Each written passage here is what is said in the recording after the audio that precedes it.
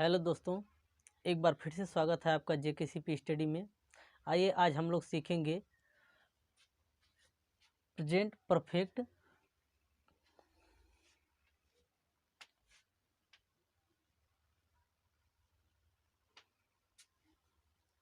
Hello दोस्तों, एक बार फिर से स्वागत है आपका जेकेसीपी स्टडी में। आज हम लोग सीखेंगे प्रेजेंट परफेक्ट कंटिन्यूअस टेंस।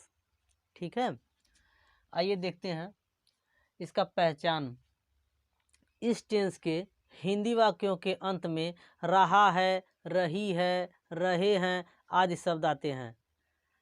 तो आप सोचेंगे कि अरे सर, यही पहचान तो प्रेजेंट कंटिन्यूअस का भी है। आप बिल्कुल सही पहचाने हैं, क्योंकि प्रेजेंट कंटिन्यूअस का भी पहचान में रहा है, रही है, रहे हैं आता है।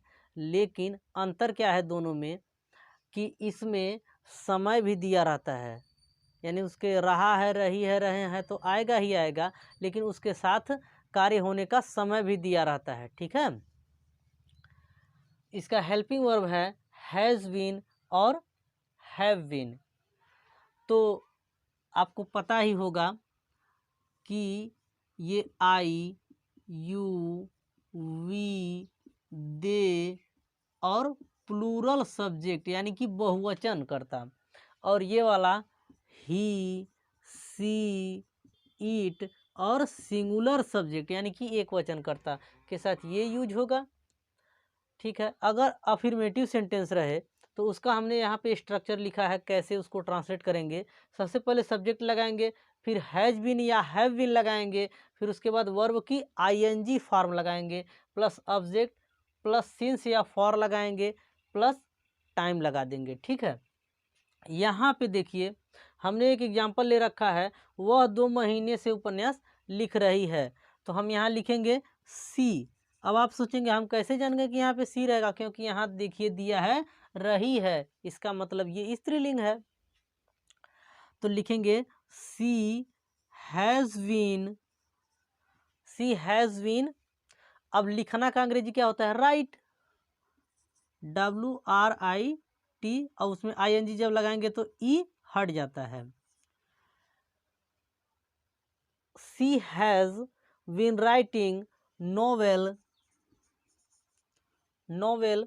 अब सिंस या फॉर में से कोई एक लगाएंगे तो ये जान लीजिए निश्चित टाइम के लिए सिंस का यूज करते हैं और अनिश्चित टाइम के लिए फॉर का यूज करते हैं। अब आप सोचेंगे कि निश्चित टाइम कौन सा होता है, तो निश्चित टाइम का मतलब जैसे दिन का कोई भाग हो, जैसे सुबह से, शाम से, या बचपन से, या सन 47 से, ऐसा कुछ रहे तो वहाँ पे सिंस लगाएंगे। और अनिश्चित टाइम रहे जैसे 2 घंटे से, 2 महीने से, 2 वर्षों से, तो वहाँ पे फॉर लगाएंगे। क्लियर। तो यहाँ पे देखिए कि यहाँ पे है 2 महीनों से, तो हम क्या लगाएंगे, ऑब्वियस सी बात है हमको फॉर लगाना है। Novel for 2 month, 2 month. ठीक, अब अगला देखिए, तुषार बचपन से डांस का अभ्यास कर रहा है। तो लिखेंगे तुषार, तुषार हैज़ बीन। अब वर्ब का फर्स्ट फॉर्म लगाएंगे प्रैक्टिस, तो उसमें ING भी जोड़ेंगे तो प्रैक्टिसिंग हो जाएगा, प्रैक्टिसिंग।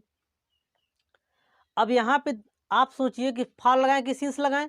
अभी अभी हमने बताया कि निश्चित टाइम जब रहता है तो वहाँ पे सिंस लगता है। अभी अभी हम थोड़ी देर पहले बताएं जैसे बचपन से, तो निश्चित की बात है ना, तो इसलिए यहाँ पे सिंस लगाएंगे। प्रैक्टिसिंग सिंस कब से, चाइल्डहुड यानी कि बचपन से,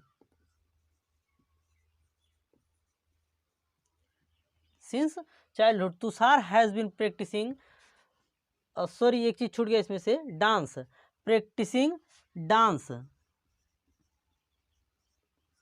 प्रैक्टिसिंग डांस सिंस चाइल्डहुड। ठीक है, अब आइए देख लेते हैं निगेटिव सेंटेंस। तो निगेटिव सेंटेंस हम इसी में समझा दे रहे हैं कि जैसे अगर इसी वाक्य को हम निगेटिव में अगर हमको बनाना रहता कि वह 2 महीने से उपन्यास नहीं लिख रही है, तो हम यहाँ पे हैज के बाद हम नॉट लगा देते, तो क्या हो जाता, she has not been writing novel for 2 months.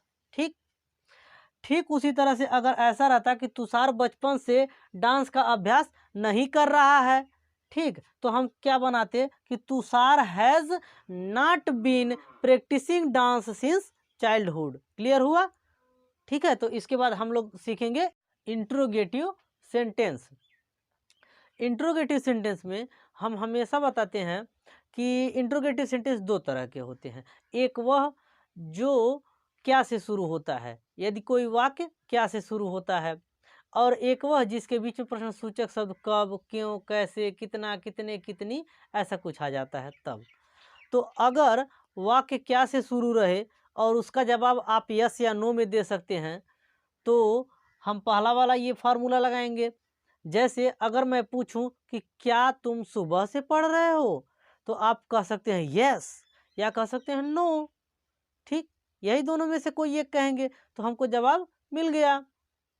लेकिन यदि वही मैं पूछ दूं कि तुम सुबह से क्या पढ़ रहे हो, तो आप यस या नो में जवाब नहीं दे पाएंगे। ठीक है, तब ये वाला लगाएंगे। ठीक, आइए देखते हैं। जैसे यहाँ पे एक सेंटेंस है, क्या वे 3 घंटे से अंग्रेजी पढ़ रहे हैं, तो यहाँ पे हम सबसे पहले लगा देंगे हैव। हैव हमने क्यों लगाया, क्योंकि यहाँ पे सब्जेक्ट हमारा बहुवचन है वे, तो लगाएंगे हैव दे। उसके बाद been, have they been studying, have they been studying English.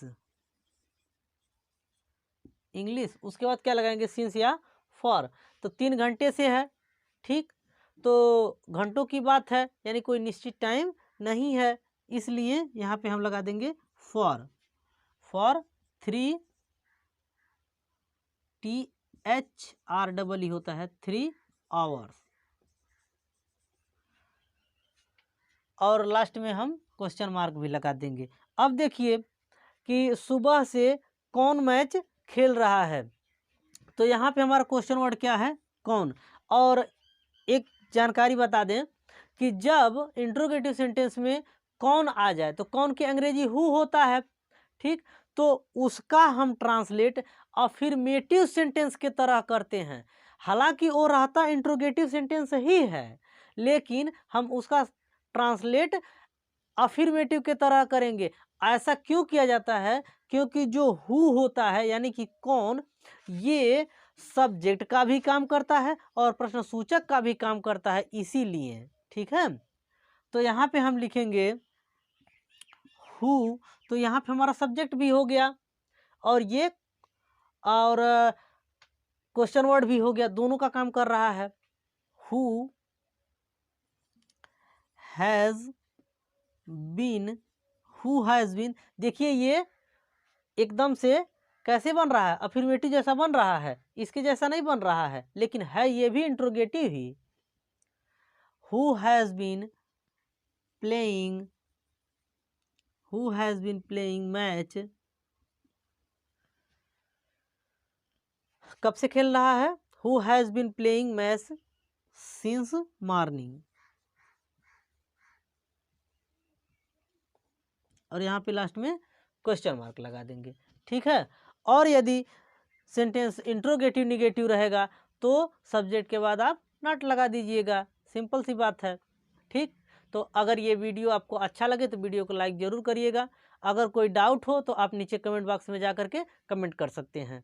ठीक है, और अपने दोस्तों के साथ इसे शेयर भी करें। और यदि आप चैनल पे नए हैं तो चैनल को सब्सक्राइब कर लीजिए।